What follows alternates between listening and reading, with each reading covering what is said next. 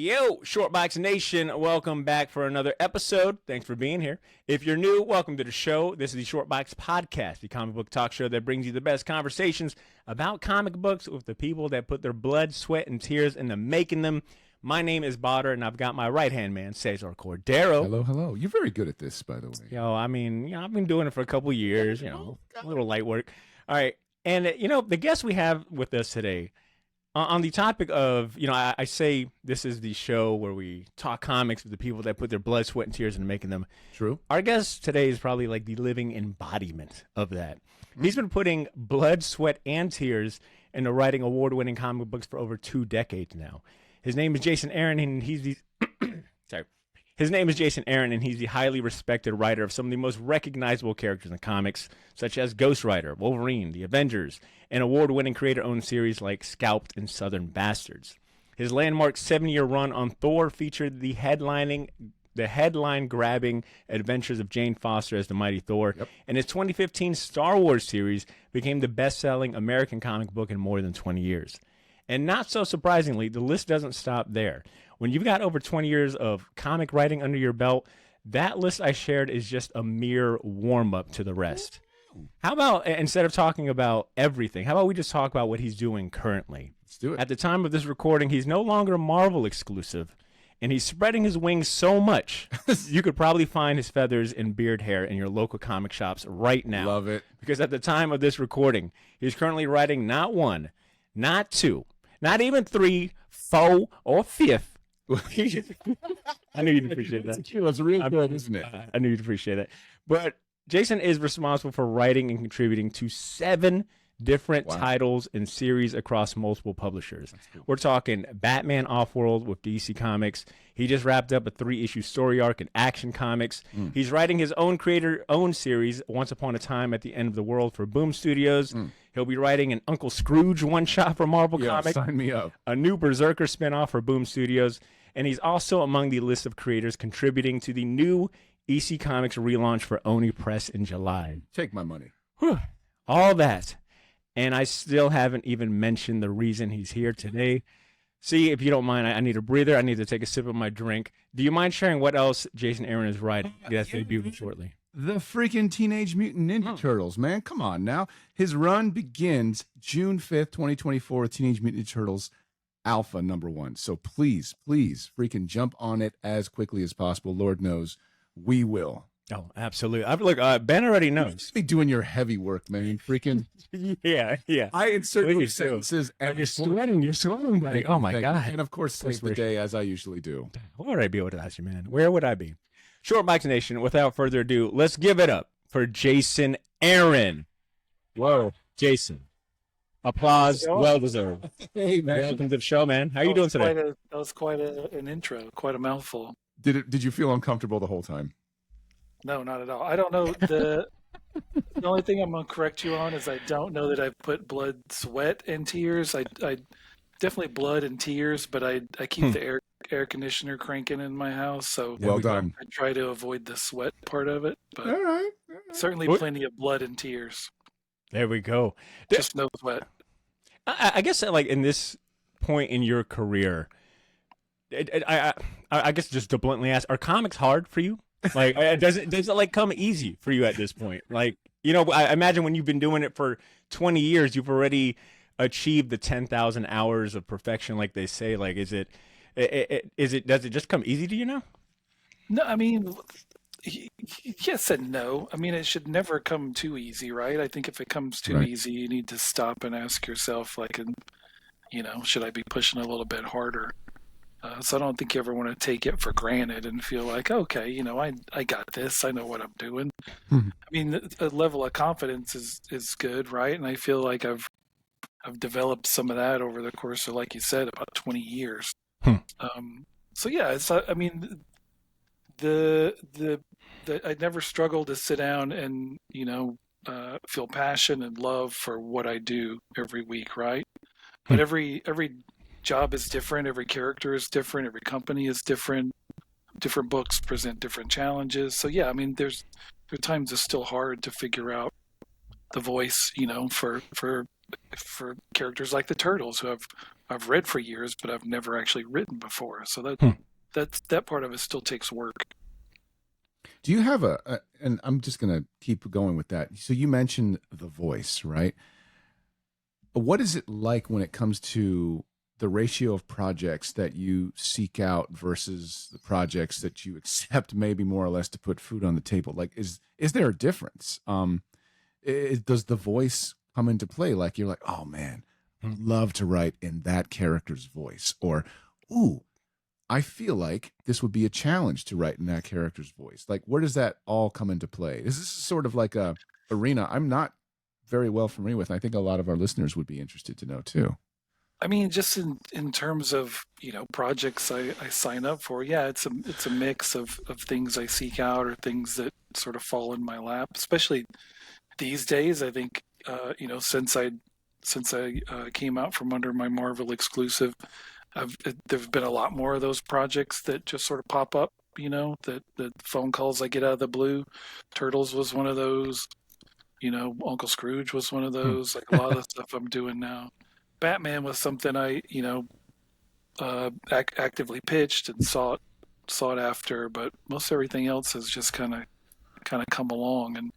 And in terms of the voice, I mean, I don't know. I never think of it. That's never like a deciding factor in whether I want to do something or not. I think it's just a part of the process of even, getting asked to write Superman. I've been reading Superman for as long as I've been reading comics, for pretty much literally as long as I've been capable of reading, right? Because comics were how I kind of first learned to read, and Superman has been a part of that from the very beginning. So I've been reading Superman my entire life, but still, when you sit down to write Superman for the first time, it's still a process of, okay, like, well, what is, my version of Superman sound like? Like, how do I capture the voice I know that I've read for decades, but still do it in the way that it's being processed through me. So that's still a process you got to go through each time. Like writing Star Wars, I'd seen everything I needed to see in order to know what those characters sound like, but you still got to process it in your own way. I've got two questions based on things that you just brought up. For starters, quickly on Star Wars. Only because me and C it literally just brought up, your career and a lot of highlights. And Star Wars was one that I asked him about because I was working in the comic shop when that first issue dropped. And, I was telling C, like, it was the first time I had experienced a comic book that had more than, 10, 20 covers. I think that the covers for Star Wars #1, I think it had 100 covers, right? It was like, I don't even think that's an exaggeration. I think it was like close to 100 covers. I bought them all. And then on top of that, I think it, sold like a million copies like that first month or something exorbitant. Like, what do you, like, where were you? No, stop, please. It's like 1.2 million, but who's counting? Yeah, right. Like, what do you remember from that moment? Like, is it safe to say that is like a defining moment in your career to like, just from I guess like, numbers wise, like it still boggles my mind that a comic book can, if it was an album, that would be considered a platinum album. Look at you. You know what I'm saying? Like when you look back at that, is it as impressive to you as it is for like me and other fans? Yeah, I mean, I think, yes, I look back on that fondly in a lot of ways, right? Just the experience of getting that offer in the first place, getting to go out. We got to go to the Skywalker Ranch and, the tour of the archives and I remember vividly sitting down to write that first issue script and putting on the John Williams score. My gosh. And then, the book coming out, I remember when I got the email of like, yeah, we think this is going to sell 1 million copies. And I was like, holy crap. I'm going to go give that another reread, and see if I need to tweak that, because I'll be signing copies of this for the rest of my life. Wow. So I want Is that still the case? As good as we could make. Oh yeah, sure. I still sign.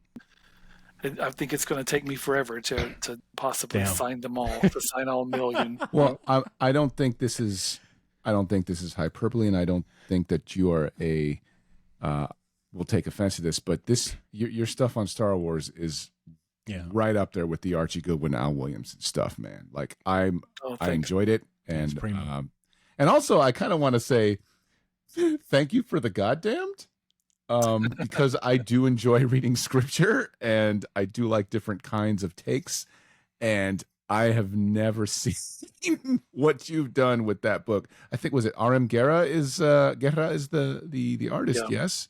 Yeah. Fantastic work, man. Fantastic work. I got to tell you, outstanding. Yeah, it's all based on the Bible, just us doing our, the Bible from the guys who brought you Scalped, basically. Yeah. Love it. Bible through a different sort of lens.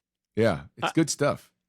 On the topic of like, but I'm not done complimenting our friend Jason, our new friend Jason. Keep complimenting me. That's okay. Yeah, my bad. My bad. I don't mean to step on that. I was just going to say that it honestly reminds me of like the European sort of style. So like a heavy metal comic, like I felt that sort of, I don't know. I just felt, says more about me than it does about you, dude. I felt classier reading those comics. Like I'm like, yes, this reminds me of like, in Mobius he used to draw for a heavy. Well, I don't know if you know this or not. There we go. Mobius used to draw for heavy metal. Oh, wow. Did not know that. Fantastic artist. Jason Aaron. Classy guy. I try to keep it classy, yeah. Roll tight. I don't know that anybody's ever described the goddamn to me as classy, but I appreciate it. Let me be the first. Since Cesar has grown out this creepy mustache, I mean, his compliments have gotten pretty interesting. You say creepy. I say classy. Well, they both start with a C, so we'll agree on that. Both wrong. Yeah. Just you brought up like signing comics, and I was curious: have you ever had someone bring a comic book that you've written where even you're surprised, like, oh, someone read that? Nice. Or maybe like a deep cut that most people don't know about that has caught you by surprise? I mean, I'm always happy to see, like the first comic I ever wrote was a story in Wolverine, which I won a Marvel Comics talent search contest back in 2002. So that was my first ever published work. It's like Wolverine 175. So I'm always happy to sign some of those. The other one that always makes me happy is one of the first work for hire gigs I ever did was a couple issues of Friday the 13th for. Oh, awesome. For when at Wildstorm, when Wildstorm was doing. They did that, and Texas Chainsaw Massacre, and a bunch of horror comics. So yeah, I wrote 2 issues of that, which I haven't gone back and reread in forever, but I remember, feeling good about, feeling proud of it. It's another gig I felt like, well, I don't really have to research this. I watched all those movies when I was 14, so I think I'm good. But yeah, so those always make me smile, and I do sign a surprising number of those, both of those.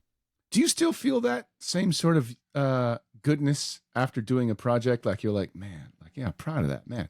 Like, not that you like break your arm patting yourself on the back, but that same sort of self-awareness and that perspective of like, man, I'm writing comics. This is cool, Yeah, I mean, to me, that's the thing I feel while I'm doing. Nice thing, right? Like, while to me, that's the best part of it. It's just like I get joy and fulfillment from the act of writing, right?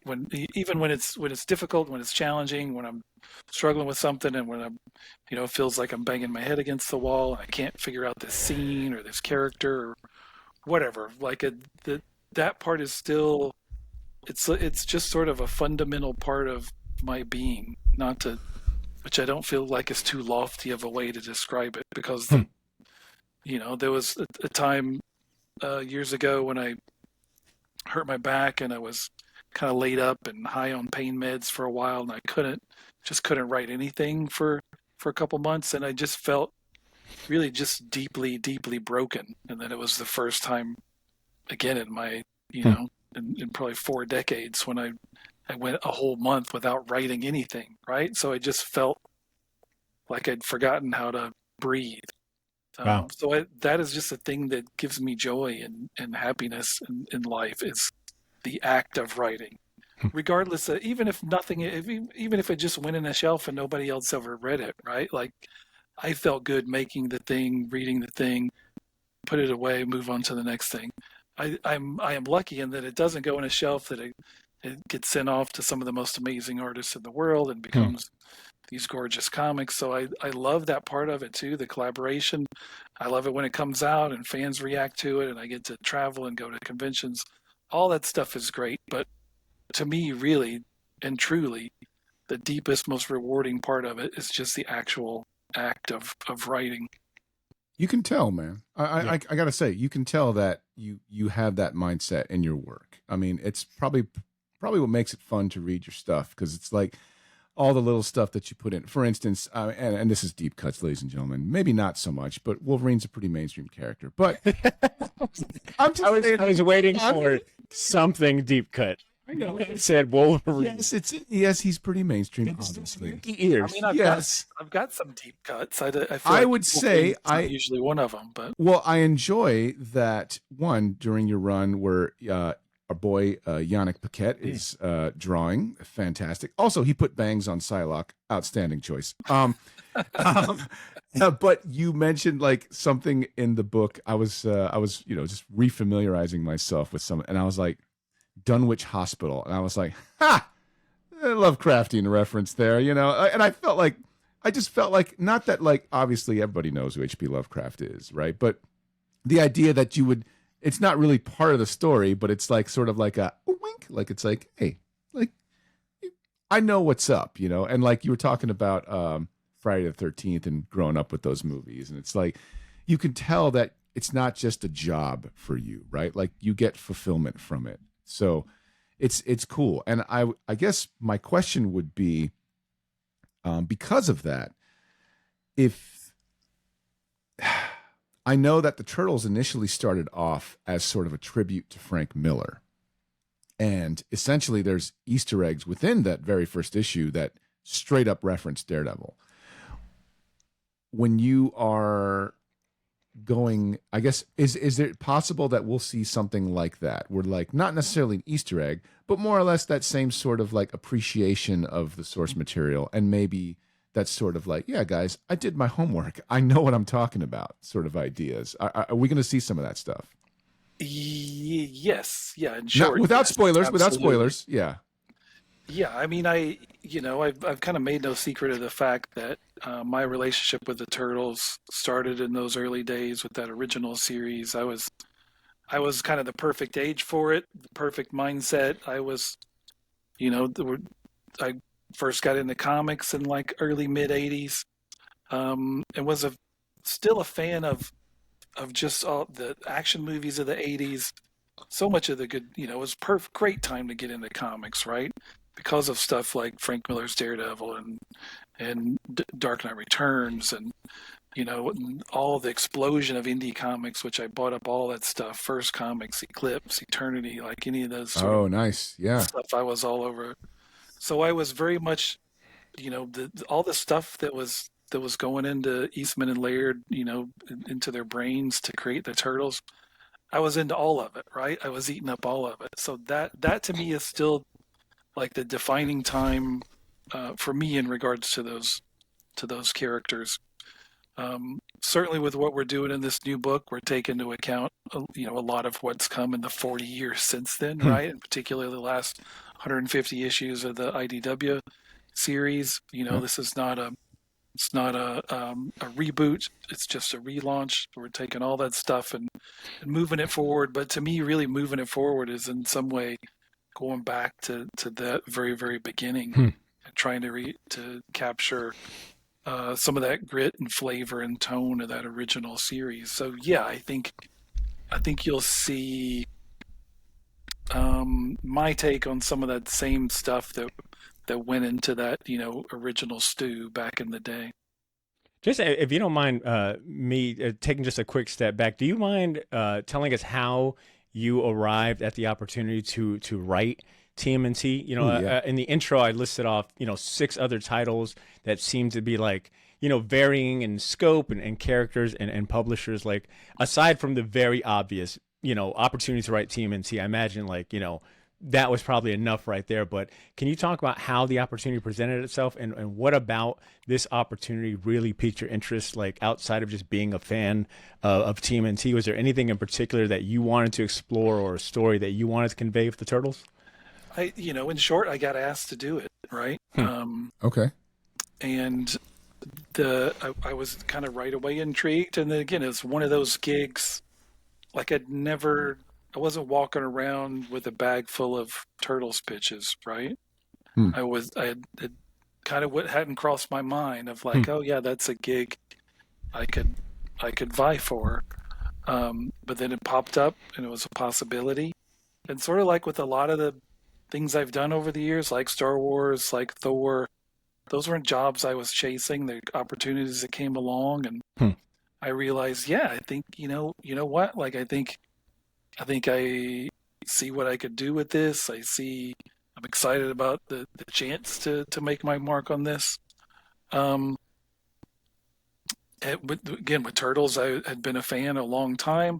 I think the fact that this was the 40th anniversary made it more special, made me more excited of like, yeah, that's a pretty, just, story-wise aside, just the opportunity seemed really exciting. So you put all that together and the chance again to, do a new book, kind of do a new start, do my take on the characters, working with people at IDW who I knew from other places. Just kind of a whole thing made me feel comfortable and made me feel like, you know what, I think I can do something cool with this. Awesome. So I guess it shouldn't come as any surprise that we are huge Turtle fans over here at the Short Box. And we've done several episodes about, from the Turtles, but we've always had conversations around, just how important they are to comic books. I think when you consider, they've been in the mainstream and in the pop culture zeitgeist for the last 40 years in every form possible, from TV shows, cartoons, movies, video games, toys, etc. I think it can sometimes maybe be a little hard. Well, I guess not hard is not the word I'm thinking of, but I think it can oftentimes be overlooked their very humble origins, like the DIY comics, black and white comic books, and, and paying love to people like Jack Kirby too, and on the slide, right? Yeah. So I guess what I'm trying to get at is that we have talked about how important Eastman and Laird are to comic books and being examples of taking the fate into your own hands and creating, owning your property and things like that. I think I've described them as like the quintessential American dream. Like they had this idea, they ran with it, now they get to enjoy it, and they've still got, in a respectful way. And that is my long-winded way of saying, when you think of Eastman and Laird, like, how have they influenced you? Like when you look at their careers and their professions and the respect they get in the comic industry, how has that, I guess, motivated you or informed your career and how you're approaching this book, or just like holistically? Yeah, I mean, that's a great question. I mean, a few different things, I think. One, I think business-wise, you have two young creators who had this idea, who kind of got turned down by a lot of places and said, we're just going to do this completely on our own in a very kind of punk rock way, right? Yeah. And then not only did that become a success, that became a tremendous, mind-blowing success, right? And then beyond that, the success, and that it continues to be reinvented over the course of decades. So 40 years later, we're still talking about those characters. That's one of those things where look, like I feel like as a creator in the present day, we have to look back and learn from kind of the lessons and lives of creators from the past in good and bad ways, right? And then I certainly love the work I do, work for hire wise for every, again, at this point, every major company in comic books, am I working with at this point in time. But also, I feel like you're crazy if you're not doing stuff that's yours, that you control and own. And those guys are great examples of, they did that and benefited greatly from it. Just creatively, again, that book struck me at the perfect time. I was the perfect age for it. It was one of the things that helped open my mind to the world of smaller publishers, which there was this explosion of kind of in the mid 80s, and you got books of just every kind of genre you could imagine. So some of my favorite stuff is still from, what exploded there at that point in the 80s, and Turtles was a big part of turning me on to that. And again, their book, just the attitude of that, the joy. I mean, you could tell that those were dudes who loved comics. They had this idea. They realized they went to every crazy direction with it they could go, right? And not just that these are Ninja Turtles, and like you said, something that started with roots in sort of a Frank Miller homage, not just where they're fighting ninjas on the streets of New York, but where they start to, you bring in aliens, you go to other dimensions, like you go Right. everywhere they could go. They went with those characters in a book that was gritty, felt grungy, was very action driven, had big double page splashes of fight scenes, all that stuff. I think all of those are great lessons to have, not just for me as somebody sitting down to write the Teenage Mutant Ninja Turtles, but I think good career lessons overall. Yeah. Well, Did you feel like you were sitting on something secretive at that time? Like, did you feel like, oh man, nobody's really into this? Like, this is some crazy, like you said, like there's sort of a Like punk when I started reading rockness. the book, you mean? Yeah, like Yeah, I mean, it was still like, I'd started to read it around the time it was still starting to blow up as a comic, right? It yeah, was yeah, one of the hot comics. I mean, not as hot as it would eventually become, but it was sure. already, I always remember those would be like Mile High Comics ads in the back of books where they'd be selling comics, and they'd always have spotlighted their hot issues, whether it was, you know, Adventurers #1 or whatever. Like, so by the time I started reading Turtles, it was already sort of a hot comic in terms of the comic world, at least before the movie, before the cartoon. Yeah, it's funny. You had mentioned Eclipse Comics, and I'm like, oh man, Lee Weeks got his start on New Wave. I love back in the day, dude. I used to read all that. Yeah, you're not that much older than I am. I was like, okay. I was like, yeah, I read Eclipse back in the day, and I remember a younger Lee Weeks working on New Wave, and it's like, man, this guy's really. I was like a little kid. I'm like, man, this guy's really good at drawing. This guy's really good. It's like, yeah, no shit, dumbass. Yeah, he's very good at drawing. I want to press fast forward really quick, and when the news of you taking over TMNT dropped earlier this year, I don't think it would be too much of a hyperbole to say that in regards to comic book Twitter, I think it so far has been maybe one of the bigger news pieces and announcements that have come out this year so far. I think, when we look at our best of year list or end of year list, I think it'll be up there in terms of like, the piece of news that got people most excited, that Jason Aaron is going to be writing this new relaunch of TMNT. And I think an important detail to mention is that you are coming in after to carry on the torch, to grab the baton from Sophie Campbell, and I believe Tom Waltz has been the writer for a majority of the 150 issues of TMNT so far, which is an incredible feat, right? Like 150 issues of ongoing, and the amount of work they put in and the name that they've helped build. And like, I know people that swear by this, current run of TMNT. How did you approach like taking the baton, and ensuring, could you, I guess let me take a step back. You're kind of the custodian of the Turtles now. Yeah. Like, I mean, not that there's any pressure, but like, I'm not to say like that you don't, like, everybody reveres them, right? So there's like, Jason Aaron's doing the Turtles now. Huh? Is that it? But specifically that you are like your Thor run, like you were on it for, that spanned 7 years. Like I can imagine. Like, yeah, I know. And then maybe this is a separate question, but I imagine that when it was time for you to hand off the character, there might have been like, like you were handing off your baby. Like, did you run into that same instance with, I guess, how did you approach that with TMNT and Waltz and Campbell? Like, how was that transition? I mean, that's that's a good question. I mean, like you said, clearly it's not my first rodeo, right? That I've written a lot of characters by this point. I've been the custodian for a lot of different big important characters. Yeah, I was the Thor guy for 7 years. So I think part of that is always being very aware of whatever character we're talking about, that you are one of several names, that you're getting to stand on the shoulders of a lot of giants who've come before you.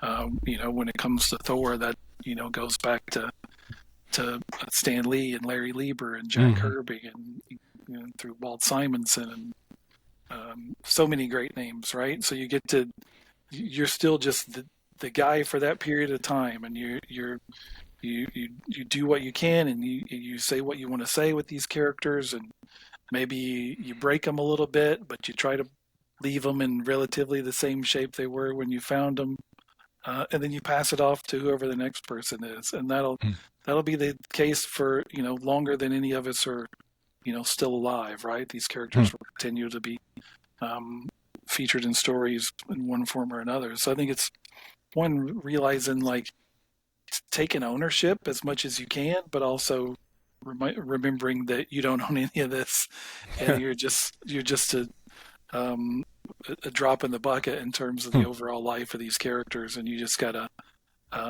pay homage to what's come before. But part of paying homage to what's been done with these characters before is bringing some of yourself to it and saying something that hasn't been said 1,000 times before, right? Not just picking the bones of those great stories from the past. So I think Turtles is the same way. Like, yeah, I'm coming in, again, the Turtles have such a rich history. Just in 40 years, there's so much stuff, right? From comics and films and cartoons, and so many different reinventions of those characters, which continues to happen now. And then with the IDW stuff, not just 150 issues of the ongoing book, but so many other minis that have been a part of that.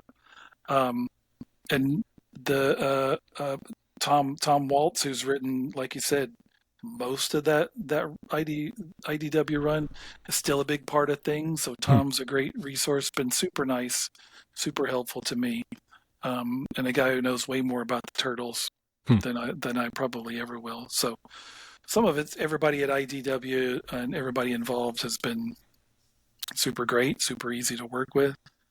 So I mean, I come in, I approach this just like I do everything else, where I just try to do my homework and come in and kind of know who these characters are, who they have been. But again, I'm not coming in to just, on the one hand, not to just do the same stuff over and over again that we've seen a million times, but you're also not trying to reinvent the wheel. So it's like, how do I take what's there, pay respect to it, but let's do something a little bit different. And I think that's what I try to do no matter what character I'm writing. I guess to add to that question or drill down just a little more, what would you say, were there any, I guess, topics, themes, or of the like that you wanted to explore that maybe we will be exploring in your run? Or is there anything that comes to mind that maybe you had a mission to a mission or something at the forefront of your mind? I guess overall, what is, and without spoiling, I mean, everyone can read it, but this is a question I had too. Yeah. Okay, so I guess what can people expect from a Jason Aaron TMNT story? Like, what are we going to explore? What are we going to be introduced to?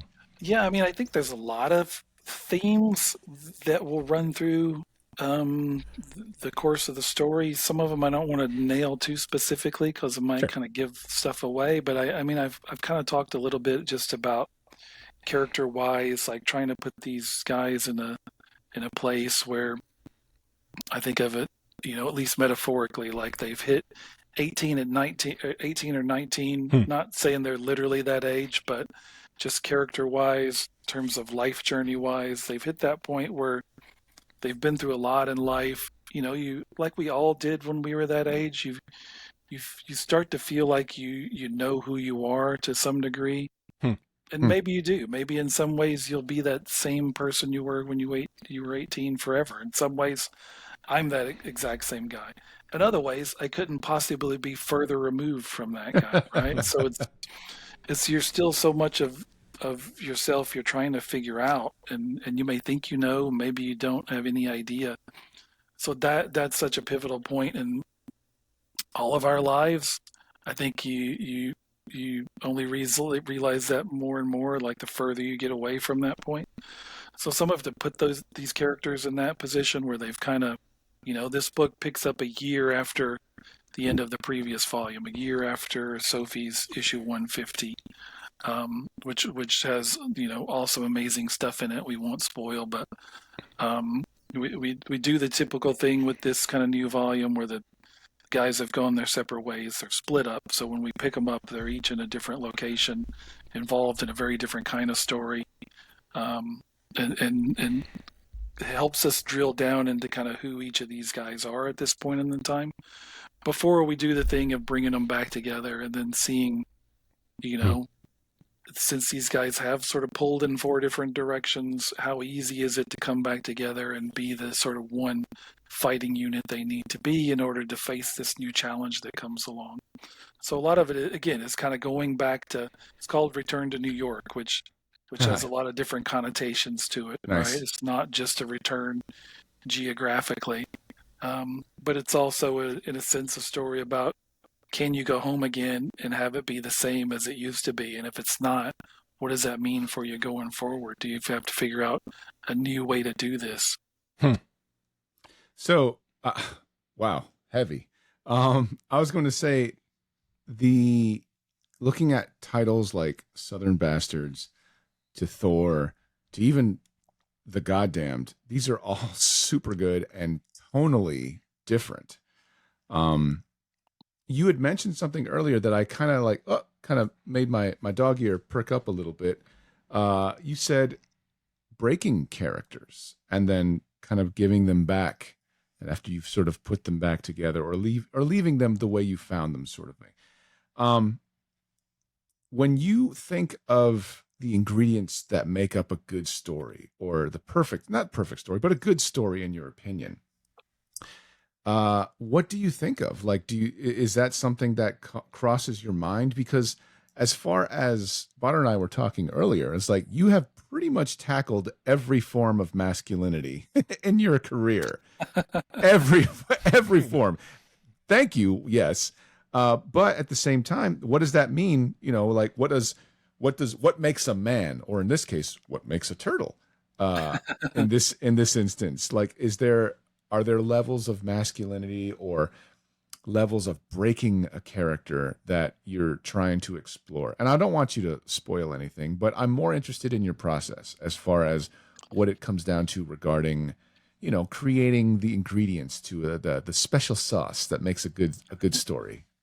Well, I mean, that's a big question. I think, to me, it's different depending on the story, right? Mm-hmm. Like, depending on the character, depending on the situation. Do you want me to write 3 issues? Do you want me to write 12 issues? Am I taking on an ongoing, what am I, I don't know. There's so much that kind of goes into that in terms of deciding what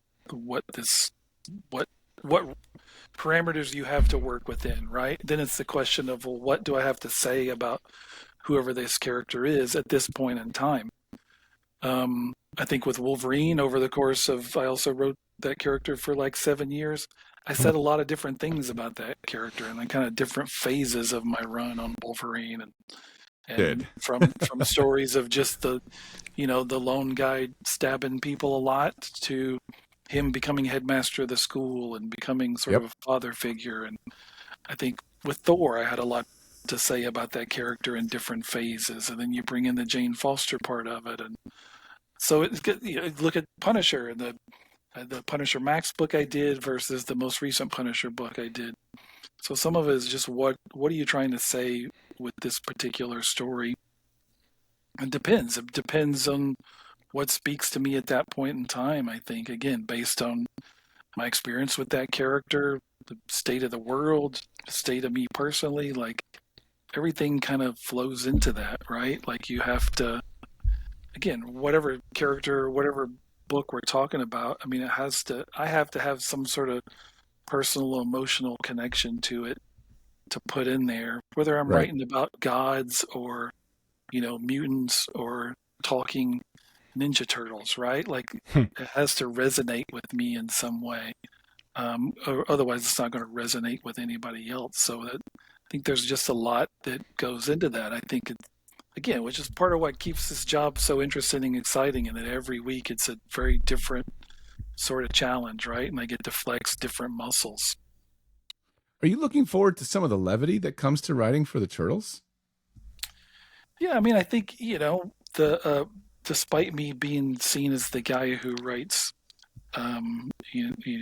dark, visceral Bible stories like the God Look, Damon or I didn't say it, Jason. I didn't say it. I love that Jason is not letting you off. Look, I'm just saying there's a perception, and I don't see you that way.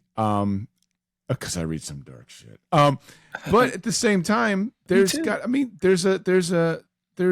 be a sort of like, oh man, they're teenagers.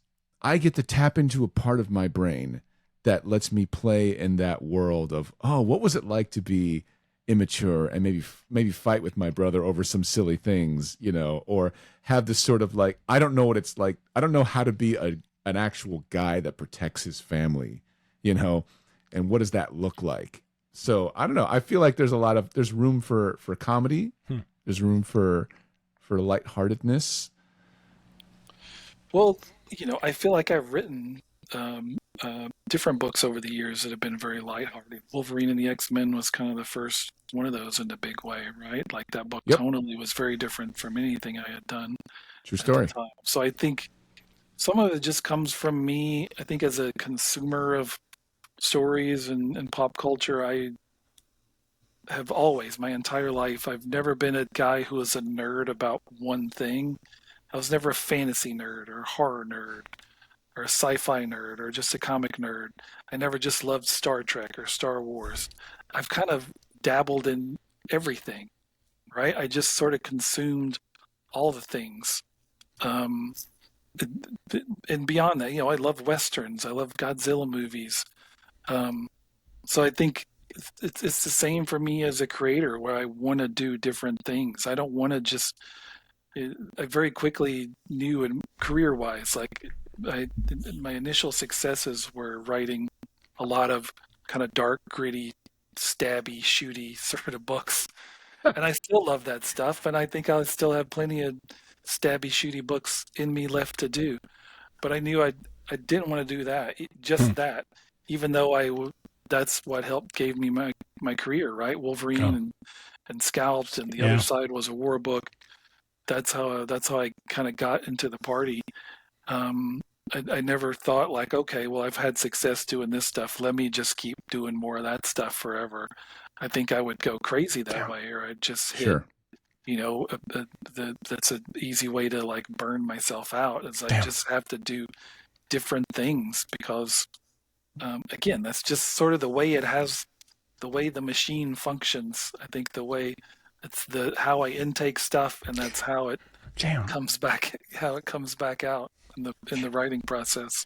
And also let me just say this for the record. I was talking to Badr. My first exposure to you, I think fairly consciously, was your run on Ghost Rider, which in my mind, Ghost Rider is one of those characters that has so much continuity that very much conflicts with a lot and just kind of goes all over the place. And I feel like you were like contradictory. Yeah. You were like, all right. Let me just see if I can take this bonkers guy and his crazy story and figure out a way to make it make sense. And also simultaneously, I don't know if most people would describe Ghost Rider as fun, but I had fun reading your stuff on Ghost Rider. Yeah. So I don't necessarily, to reiterate, I don't see you as the dark edgelordy guy, like it's, you know what I mean? Like, and I think a lot of what you were saying makes sense for people who are close to our age, where it was like, we came up in a time where you really didn't have your pick of the litter when it came to the pop culture you were influenced by. It was like, oh, well, what's playing on the radio right now? Or what's on TV right now? It's like, looks like it's Planet of the Apes, or it looks like it's Star Wars, or it looks like it's whatever the ABC special movie of that time is going to be. And you end up getting sort of a melting pot of pop culture where everything influences you, and you end up being a sci-fi nerd, or not just a sci-fi nerd, but like a horror nerd about all that stuff. It's like you can watch, Clash of the Titans a million times on TBS in the 80s, like we all did, and then at the same time feel like, oh, I guess a Disney movie's coming on. So you're like, oh, okay, cool. I guess we're watching this. So I totally get that, man. Like it's kind of in your favor that you get that experience, where it's like everything influenced you. So you can put all of that, into the story and into the characters, which is, making me more jazzed about the stuff that you're writing now, man. Yeah, and hearing you say that, despite what the internet might say about you being, the guy that writes stabby, grim, dark stuff, I guess not surprisingly, today has just been me thinking about your career like holistically, and how when I see your name on a book, it's almost like quality guaranteed, because I've been, I've just been following you for so many years, like you've been integral to like my comic journey, and I can confidently say that among all the comic creators that I can also say that about, like you definitely, like your growth, and I say this respectfully, but like your growth is very apparent, where like I remember reading Scalp for the first time, and that doesn't feel anything like Batman Off-World or what you're doing in what you did in Action Comics. And I think it's cool to know that you that you've touched a little bit of all these different genres and characters and story arcs. I guess does it feel, I guess, is that growth like apparent to you, like, or is it just like, I mean, I can do this all?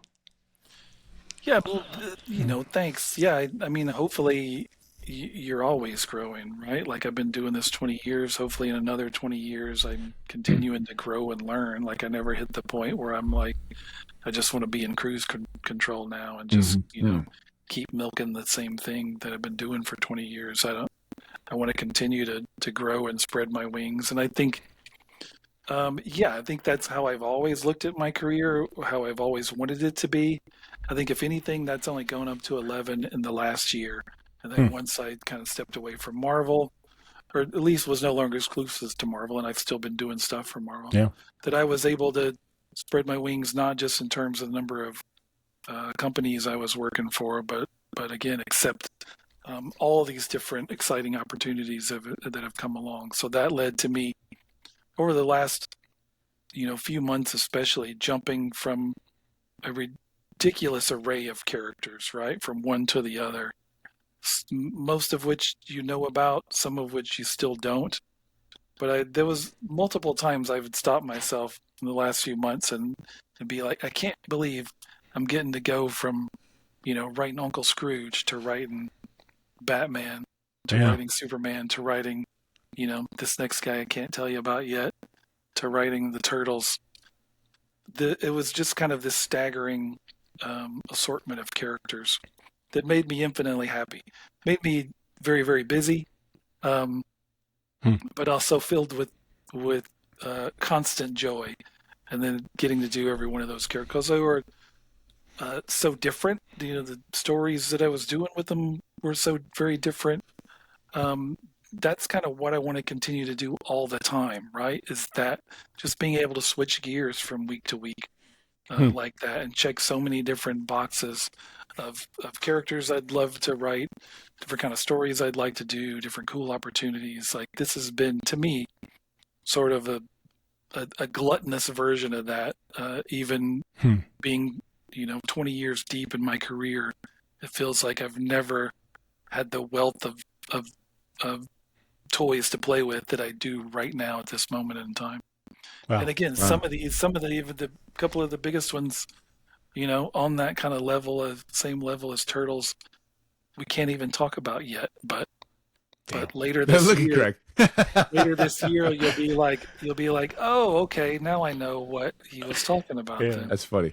So, man, it sounds like you have an embarrassment of riches, man. Like, and I don't mean like in the tangible materialistic sense, like in a sort of fulfillment sort of way. Like you've sort of like, man, here I am. Like I've made it, man.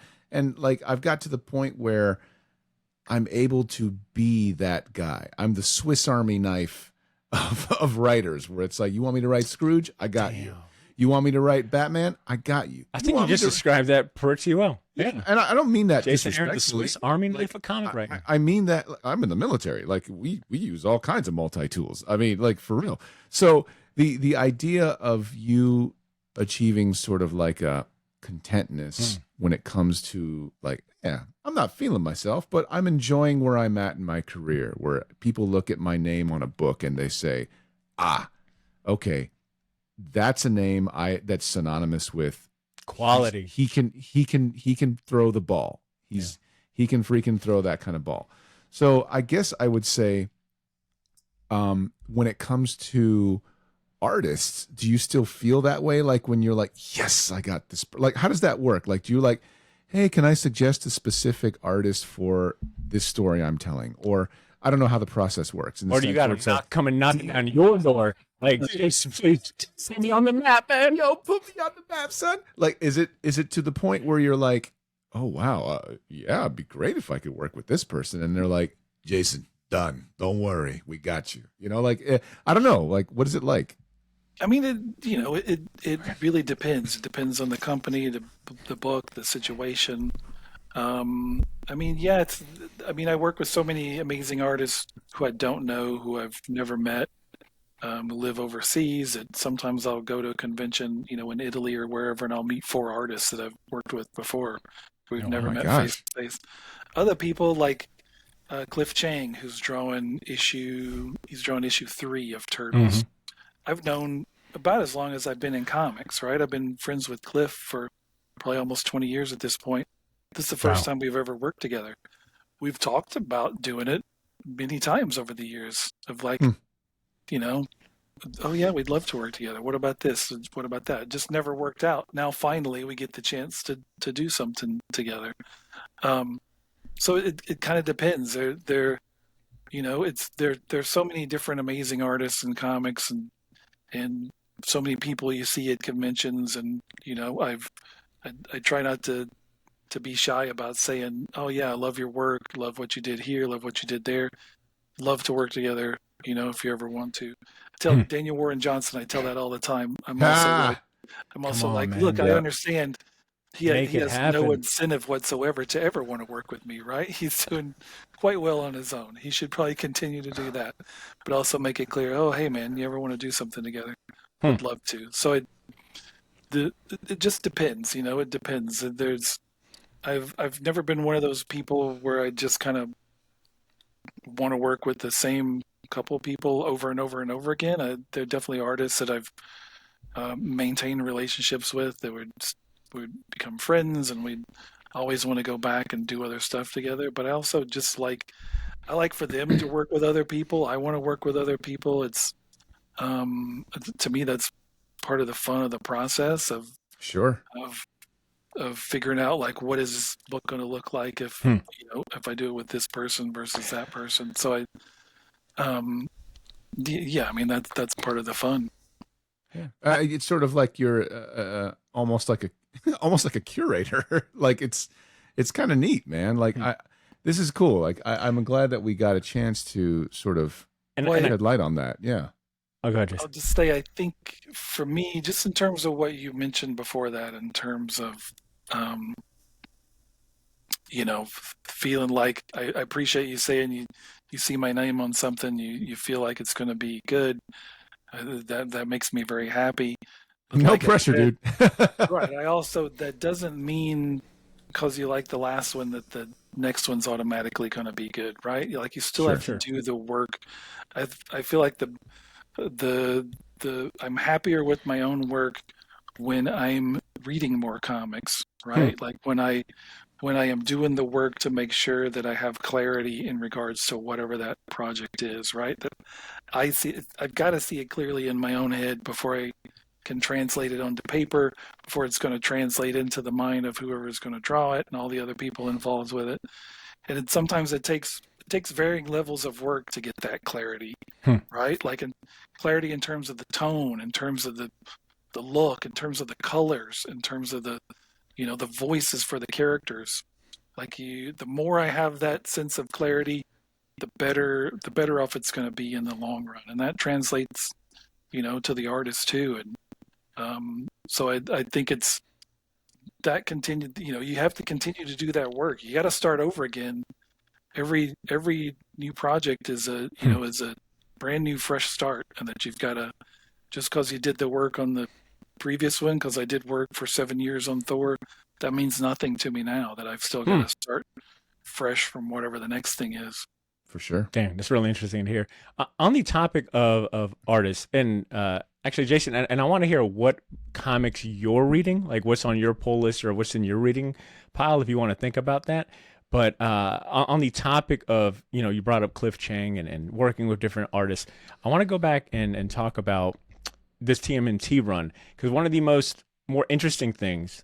So, all right, so they dropped the news. Jason Aaron, he's doing TMNT, big relaunch, Alpha #1, June 5th, and then the other shoe drops where it's like, oh, did we also mention he's got a murderer's row of like amazing artists doing the first nice sports reference, because I know you don't sports, which is beautiful. Thank you for that. A big shout out to my fiance, Blythe, teaching me all I know. But the other shoe drops, and it's like, oh wow, he's got like some of the best artists in the game, like doing one shots and doing stories for these. And I want to hear what words come to mind when I share the names of some of these artists that are doing these first issues. And just a level set with everyone, TMNT Alpha #1 is on sale June 5th. It'll feature a 10-page prelude story drawn by Chris Burnham that'll star Donatello, and then the actual relaunch begins in July with TMNT #1. So if you are interested, I mean, you know what? Not even if you're interested, you are interested in picking up TMNT by Jason Aaron. My man. So go ahead and go to your local comic shops right now to get that pre-order in now. Boy, good. Because more than likely, this will be one of those things you don't want to miss out on. You don't want to be the guy that's like, I couldn't make it to the shop. I don't know what happened. I don't know. Why is it always that voice? It's always that voice where it's like, yeah, I don't know. Don't be that guy, is what I'm saying. Don't be that guy. So, okay. So the first 4 issues, you're putting a spotlight on a different turtle, and each one is drawn by a different artist. You're coming out the gate with issue 1 with Joelle Jones drawing the Raphael issue.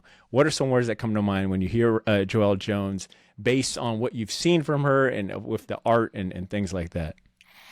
I mean, Joelle's incredible. She's one of the best artists working today. Again, somebody I have wanted to work with on multiple different projects. Have tried to make it happen. It almost happened, didn't happen.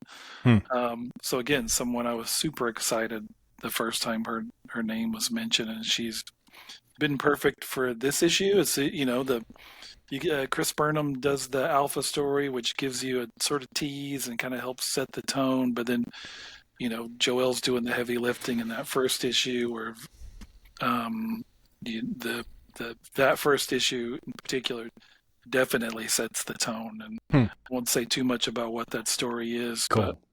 But to me, I knew once I kind of figured out where I wanted the 4 brothers to wind up and what those stories would be, I knew I wanted the Raphael story to be the first one out of the gate, because it kind of helps tell you where this book is going to go and what the journey is going to be like, I think. And Joelle has been killing it on that. It's been absolutely perfect choice for that first issue.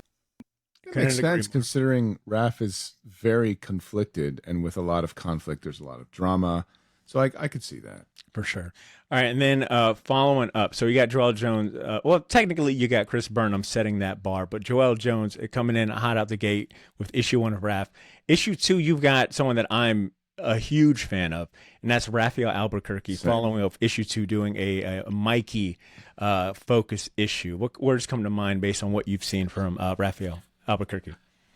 Yeah, Rafa's another guy that I've known a long time. I think I first met at a convention in Spain many years ago.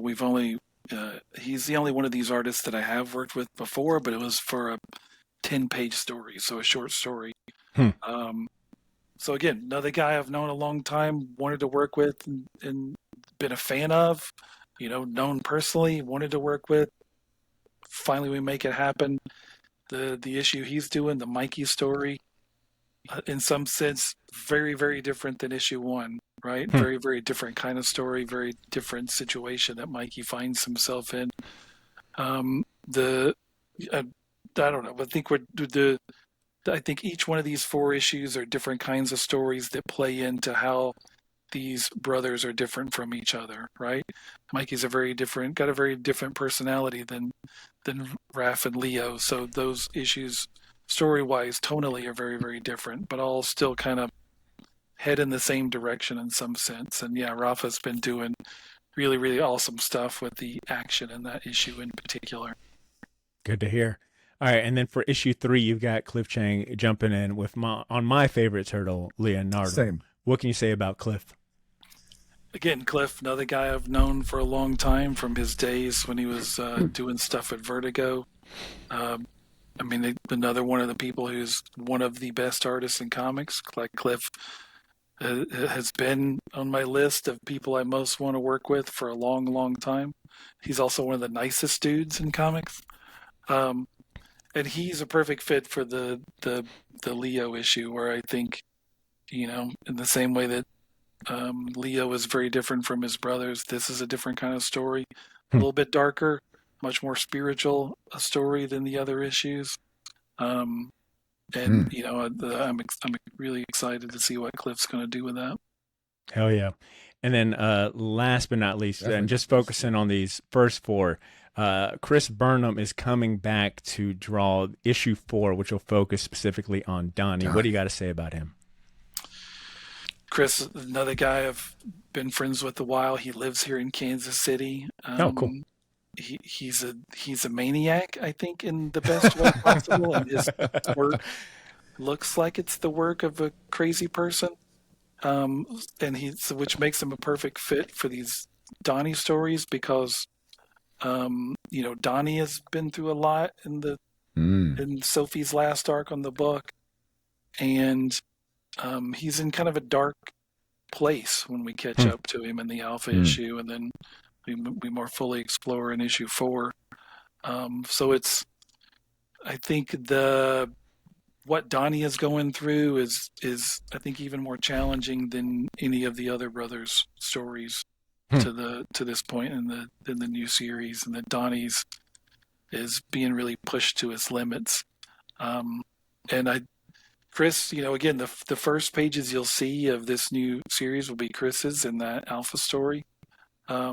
Soon as I saw the first page, which he just texted to me at some point, I was like, yes, because the first part of that script was really about the tone I wanted to set with that story, and he nailed it, in every possible way. It was exactly what I wanted. Again, that clarity, right? I felt like I had clarity.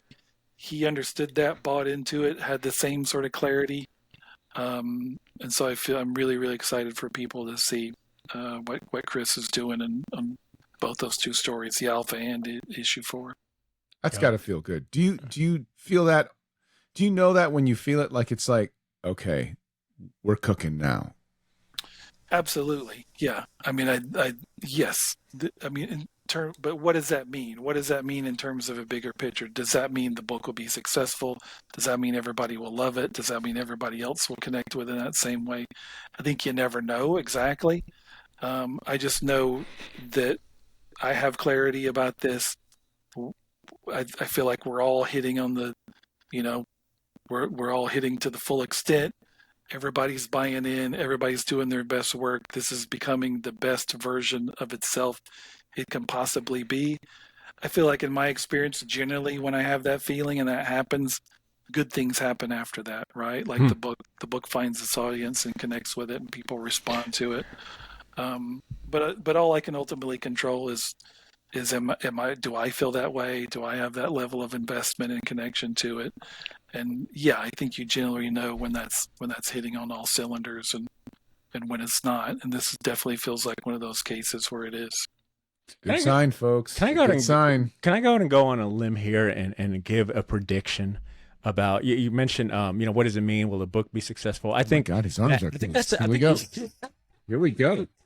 Got the arm cross on a limb here and say I think TMNT issue 1 is going to blow that Star Wars record out the water. That's how successful I think we're looking at. All right. Nothing but nothing but a million copies. Sure. To shoot for.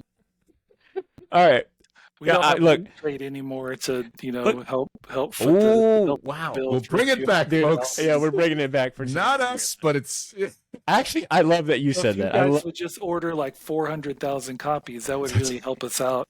Help us Oh, get so Guys, come so, on. so one for every listener of the short box. Easy work. there you go. Christmas I wish. gift. I wish. But Jason, I was given strict instruction that if I was to ask who your favorite turtle is, it would go nowhere. You love them all equally. So I devised a different question. You And sneaky son of a gun. You know you're going to do this. you're talking to Mina Milligan's boy, all right? I love it, man.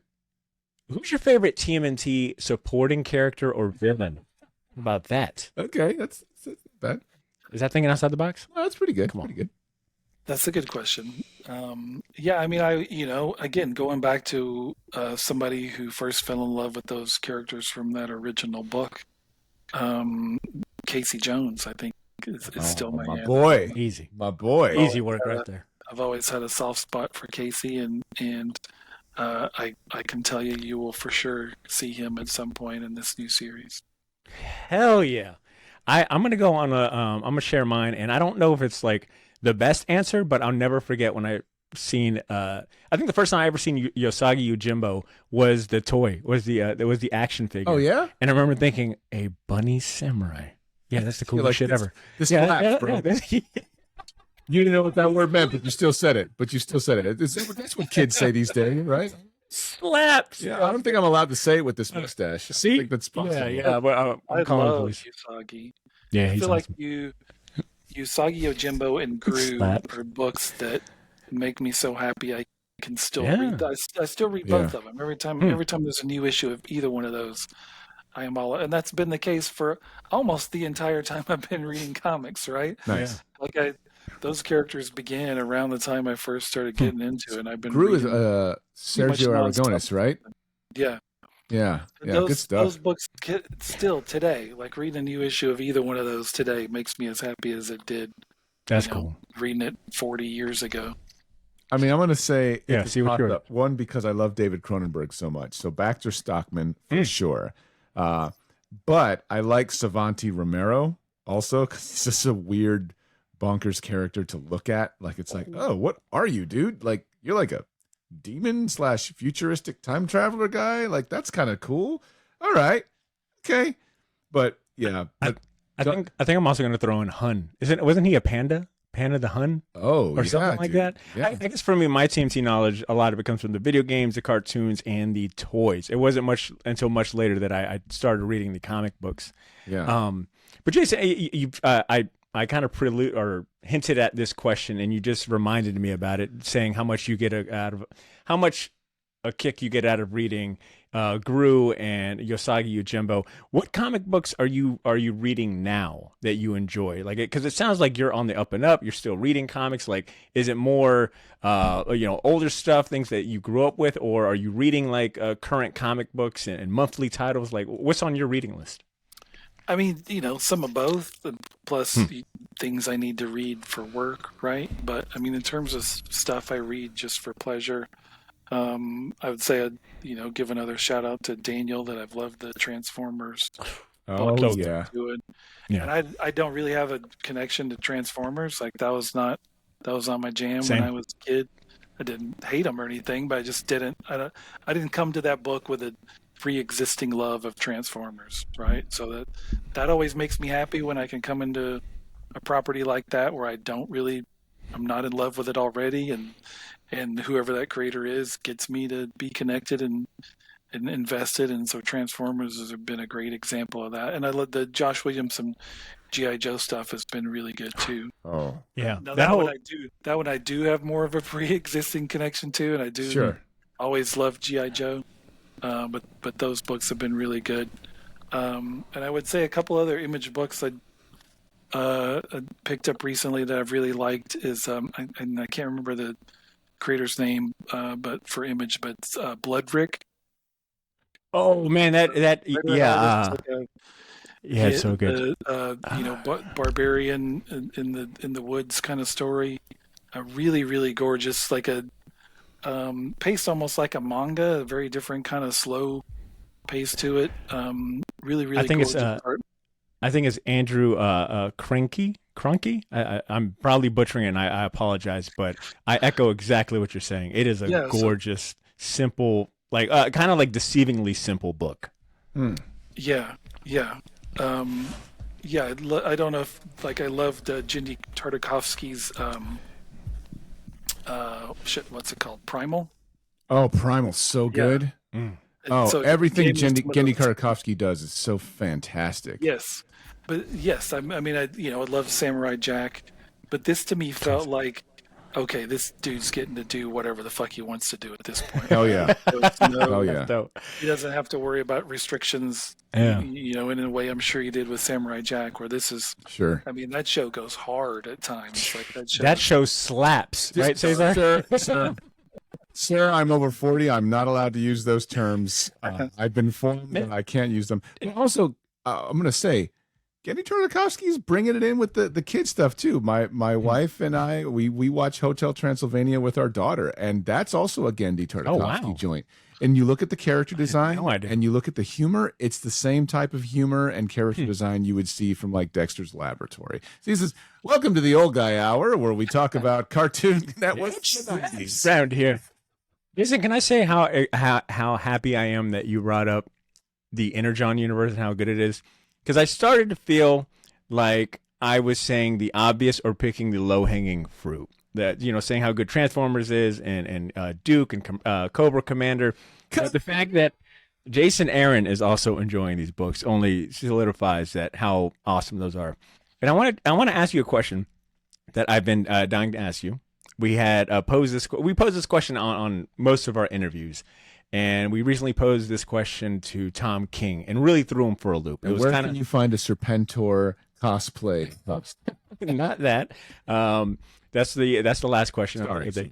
But and it was kind of fun to like see him throw this together on the spot. So I'm going to put you on the spot on this one. Oh Lord! Considering that you are one of the most highly acclaimed comic writers out there, I'm curious to hear who, if you had to create a Mount Rushmore of comic book writers, who would be on your Mount Rushmore? And just a friendly reminder that Mount Rushmore has 4 spots. But Yeah, so funny is that Tom was like, yeah, it was a good callback. this guy. It's like you got like 6 dudes, but I do remember us saying that going forward, we would rephrase this question as, if you had your Zod Mount Rushmore, where you added a 5th head. yeah, true, yeah. So you can have 5 in this Mount Rushmore, but who is on your comic book Mount Rushmore? So who are the writers that you think are the best in the genre, or maybe just like you personally feel like, That's hey, a these are my favorites. 1979 Superman reference, kids. That's a great question. I've never thought of it in that way. I mean, the easy first answer for me is Grant Morrison, and then Grant. I've been a huge fan of Grant his entire career, and like Doom Patrol and Animal Man were very foundational books for me. The first time I read, I think I found Doom Patrol before Animal Man, and that book just blew my mind. In the way, it's like the Beatles to taking LSD for the first time. Like it was that level of experience for me. Where Come I was on, like, Jason. Come what on. is this? What planet did this come from? Let's get weird. Chaos magic, baby. Right.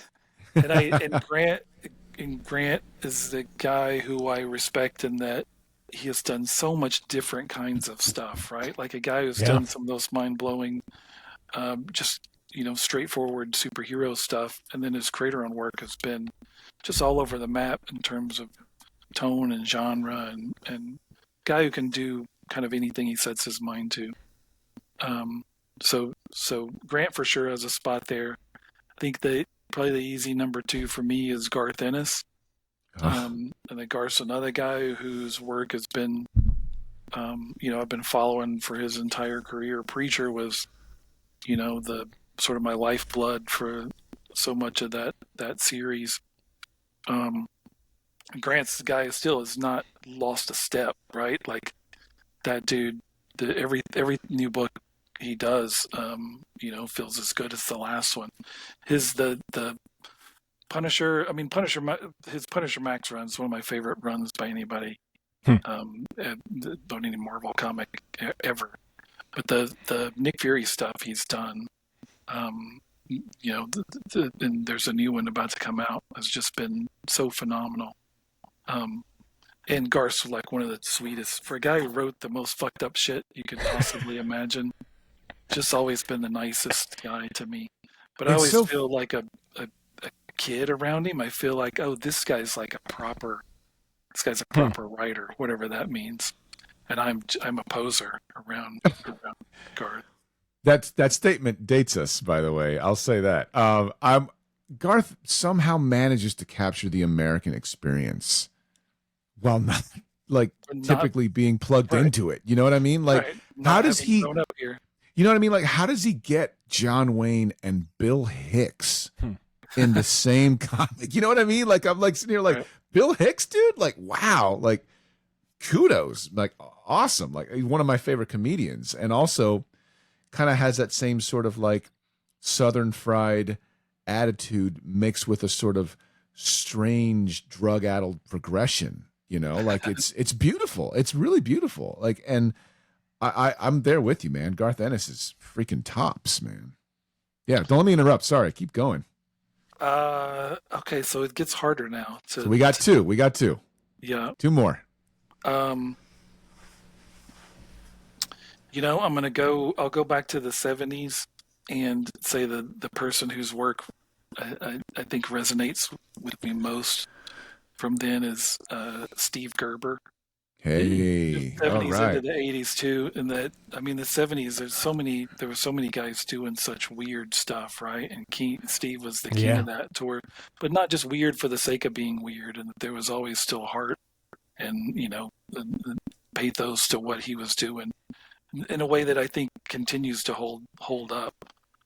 So I think Steve, as respected as he is, I think he's still sort of underappreciated, and a guy who felt very ahead of his time. For sure. Wow. And then the fourth one, I think I gotta give respect to the guy who, the first comic book writer I ever knew by name, ever followed from one book to another, was Marv Wolfman. Hey, discovered on New Teen Titans that book was very much one of my gateway drugs. And I discovered that right before Crisis, and then Crisis blew my mind. And that was, for me, having kind of just stumbled into comics and just starting to, figure out some of the extent of the universe of characters.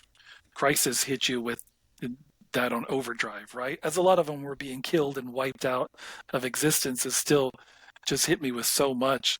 And then Marv became, again, he and George were kind of the first creators that I followed them to other books, right? Goodness.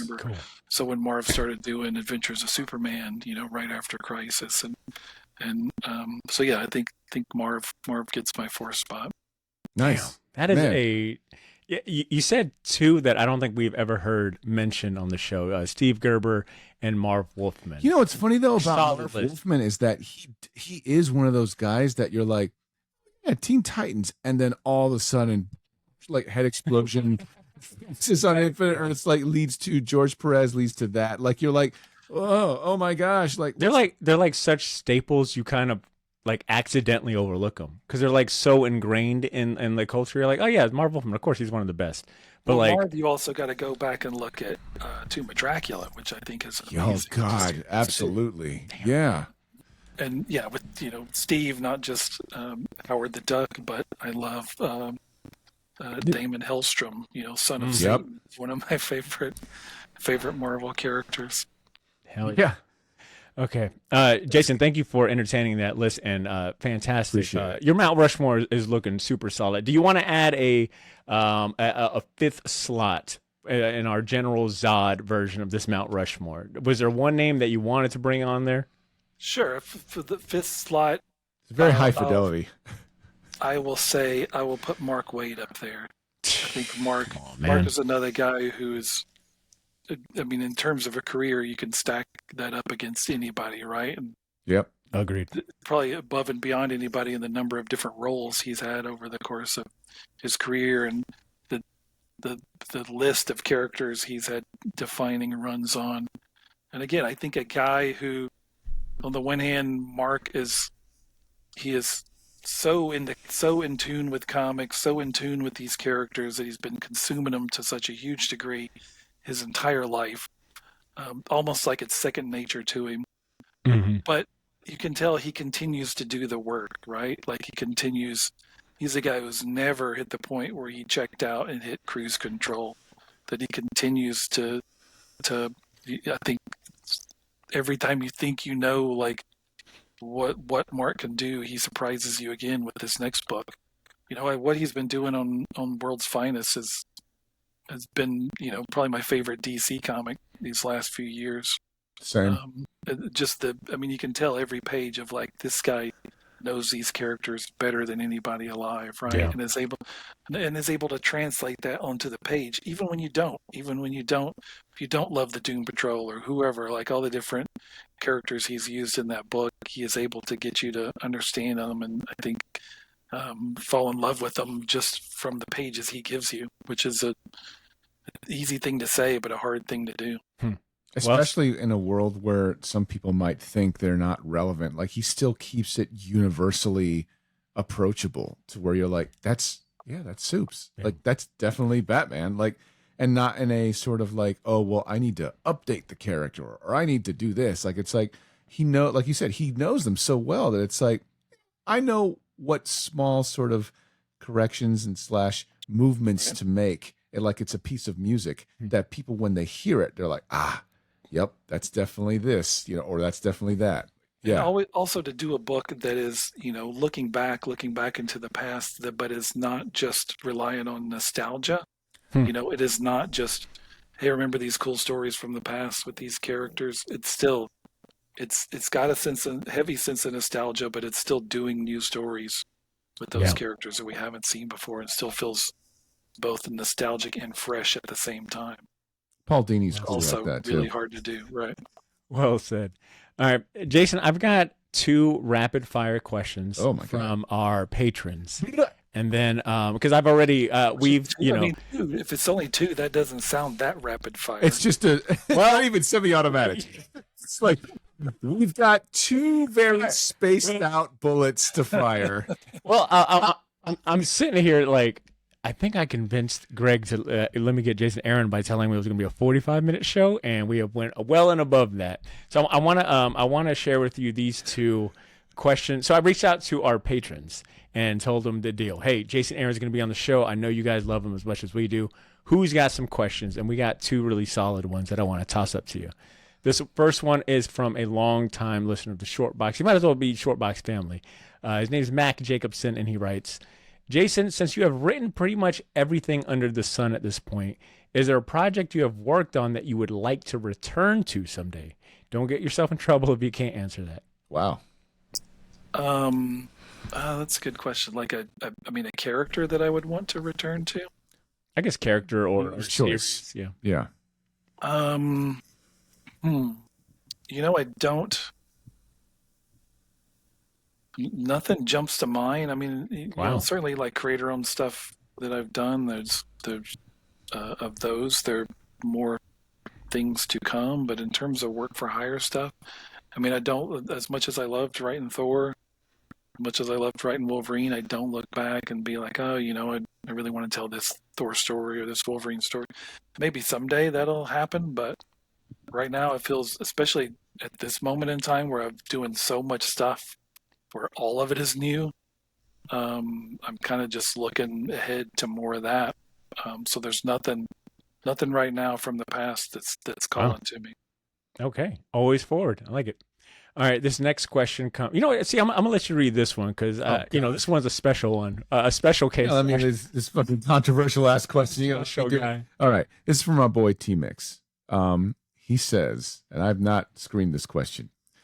It's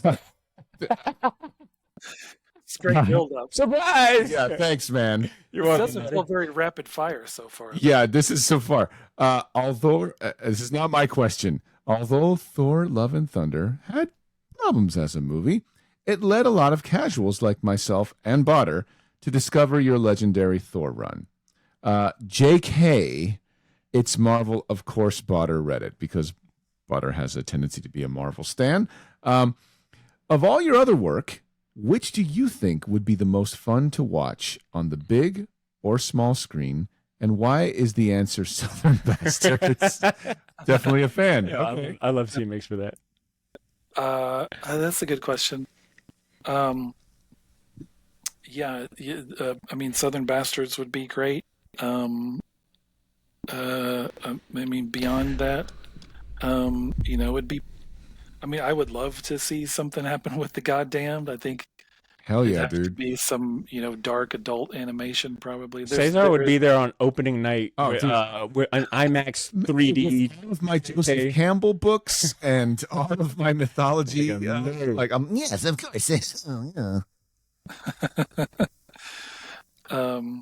But I mean, I would also say, in terms of work for hire stuff, especially recent stuff, I am still deeply, deeply proud of the last Punisher book I did, which was controversial in and of itself.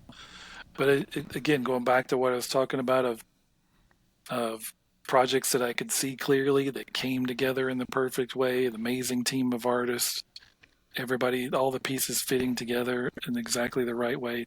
That was another book that to me hit the nail on the head, and that was everything that I wanted it to be. And I still feel very, very happy with what I was able to say about the character in that story. While also just doing a story that was, Frank Castle having some of the grittiest, bloodiest fights he's ever had in the character's history. I think it was a book that rejoiced in the action of that character while also having a lot of dark, serious things to say about, who he is and what his life has been like. So that would also be exciting to see turn into something. I forgot about the quote unquote controversy around Punisher during your run, and I think it only goes to further get our point across that you have had such an epic, for lack of better terms, like an epic career that has spanned all these different characters, these different companies. Like, we're getting to see you in what seems like a new chapter and getting to spread your wings. And, you keep mentioning, finding the process and tapping in. What's your advice for new and aspiring comic creators that want to have, a career like yours? Like, do you have any advice that you wish you would have received when you first started that maybe would have made life a lot easier for you? I mean, I think just do the stuff you're passionate about. I think anybody when they're trying to break in, and I did the same thing where you start just trying to chase whatever lead you have. Like, well, this editor replies to me, so what do they edit? Let me pitch that, and you just kind of chase any opportunity to try to get your foot in the door. And maybe that works for some people depending on the situation or whatever, but to me it led to a whole lot of nothing, and I kind of just had to be a little bit smarter and pitch specifically to people who I felt like I would have similar sensibilities to, and just pitch the kind of books and chase the kind of things that spoke to me personally, right? I couldn't say, my first book, The Other Side, was a Vietnam War book that with horror elements. Still the lowest selling book I've ever done, probably my entire career. But that gave me the next thing, really gave me everything that's come after that. It was a book I felt strongly about, meant a lot to me. Again, that I had that sense of clarity, had done a whole lot of work. Hardest I've ever worked in my life on a script was that script, the first script I ever wrote. So I think you put all that into it, you will get rewards from it, right? Again, it may not sell 1 million copies, but if you respond to it, if you're invested to it, you're passionate about it, other people will feel that, and that's how you open doors for yourself, not just pitching, whatever comes along, whoever's taking pitches. Damn, well said. You know what? I wasn't sure if I was going to pose this question, but Jason, would you like to hear maybe the most unique question that I guarantee you will get during your entire time talking TMNT? Wow, sure. This is a lot of build up, but here we go. Okay, so obviously it is very important for people that's listening that are somewhat interested or absolutely interested in your run that they go to their local comic shop, let their local comic shop know, hey, put me down for the Jason Aaron TMNT relaunch. Highly advise you guys do that before Alpha #1 comes out on June 5th. So with that in mind, one thing that I like to do is to actually reach out to my local comic shop guy and ask him to, be involved with these interviews, because I think it's safe to say, no, it's not even just safe to say, it is a fact that local comic shops are the lifeline, they're the blood of the whole industry. So I reached out to my guy, Ben Kingsbury, the owner of Gotham City Limit Comic Shop, who's also a sponsor of this show, told him we were having you on, and if he had any questions, to submit them. And he's such a character. Yeah, and I guess I should... Where's this shop at? Here in Jacksonville, Florida. Okay, cool. And yeah, Ben, in my opinion, just from a build-up, he is, to Cesar's point, he's a character. He's one of the best salesmen you'll ever meet in comic books. Like, we need more people like him. So I'm excited for you to hear his question. Here it is from Ben Kingsbury. Hey, Jason. Ben K. from Gotham City Limit, Jacksonville, Florida here. Thanks so much for taking time to answer my question. Well, we all know the Turtles were created as a sort of spoof of Daredevil, Marvel's product. Here's a question for you. Which of the 4 Turtles do you think would be best suited to be blind? Well, I'll leave you to answer. Best of luck on the new TMNT run. We can't wait for it down here in Jacksonville, Florida. And remember, Shortbox Nation, always take it to the limit. God damn it. God bless Ben Kingsbury. Wow. I have nothing to say on behalf of our friend Ben Kingsbury. I'll just say that. I've been asked What? this question so many times. Every podcast I do. Nobody's ever asked this question. Can I say no? Can I say his... Well, I mean, granted, I told Ben, I was like, Ben, hey, you can't ask him who's your favorite turtle. He's just going to say all of them. He was like, okay, I got something for you. And not in a million years would I have thought this was going to be the question. And that's what I love about the professionalism you can expect from the Shortbox podcast, guys. Let's work through this. I feel like it can't be Mikey, right? I feel like you can't be blind and wield nunchucks. You're going to beat the show out of yourself. That's safe. Probably the same goes for Leo. I feel like you... Yeah. I mean, I don't want to know where those swords go. But what if Sadoichi, the blind swordsman? So there is a history of that. But this guy's good. This guy's good. See, yeah, that's true. I worked at a video store. I know what he's talking about. But it still feels like that's that's tall order. Okay. Even even Raphael with the sai. I feel like that's going to be more challenging. I think it's got to be Donnie, even though I think Donnie being blind is going to take a lot of. He's going to lose a lot, right? Like he's not going to be able to be the sort of smart tech guy that he's been in the past. But he'd probably figure out a way to work around that. To compensate for his blindness, and also he's less likely to kill himself with his bow staff. Learning to use that, being blind. So I think I'm going to go with Donnie. We're going to cut this out. Well said. No, unedited, raw, filtered interview. No, thank you for entertaining that idea, and big shout outs to Ben, who is extremely excited for your relaunch. I know he's going to be selling those books like hotcakes when Alpha and the #1 drops. And I guess with that said, Jason, this has been a fantastic, a bucket list interview for me and C. I think safe to say. Yeah. I'm going to have links to your socials. I'll have links to your website. I'll have some links to some of the previews that they've put out so far about TMNT. Just a reminder to everyone listening that TMNT Alpha #1 hit shops on June 5th. It'll feature a 10-page prelude story drawn by Chris Burnham, starring Donatello, and then the big relaunch, the real relaunch happens in July of TMNT #1. Jason, do you have anything? Summer of Jason. Yeah. For real. Do you have anything to say that or maybe we didn't get around to talking to? Any parting words, upcoming projects? I mean, you got them by the dozen, apparently. Yeah. Do you have anything to say? I've got a Substack newsletter. It's kind of the easiest way to keep up with what I've got going on. Because, I've got, Batman Off-World's coming out right now. I think the new issue of that's about to come out. I got Uncle Scrooge also coming out in there we go in June. A Berserker one-shot where Berserker in the Wild West, and other new stuff that'll be announced soon. So yeah, I got a lot going on. So yeah, Substack's the easiest way to keep up with me, and I'll also be doing a lot more shows this year. Nice. Maybe too many shows. We'll see, but there's a chance you'll be seeing me at your local convention sometime this year. So come say hi. Yeah. The convention schedule's got to match the release schedules at this point. I mean, you got so many books coming out. I can see that happening. Now, Badr, hit it. this guy Batman, is he an indie character? I don't know.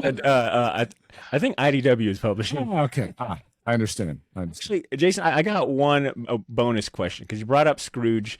I just noticed that you're wearing a Disney World shirt, and our mutual friend Chris Hacker over at the Oblivion Bar podcast had told me that in his interview he could tell that you wanted to talk more about Scrooge, and he advised, hey, try to work in some Dan Rosa questions if you can.